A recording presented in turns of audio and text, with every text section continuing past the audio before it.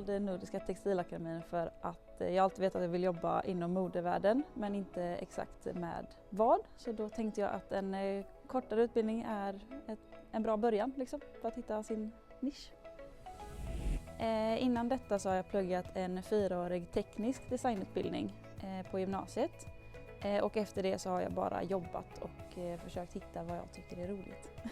Det bästa med min utbildning är att den är kreativ och mycket på samma gång. Det tycker jag är roligt att man hela tiden har någonting att jobba med och lär sig nya saker.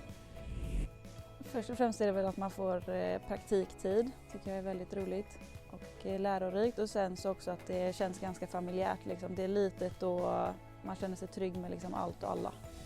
Jag skulle väl säga testa. Alltså man förlorar ingenting på att söka.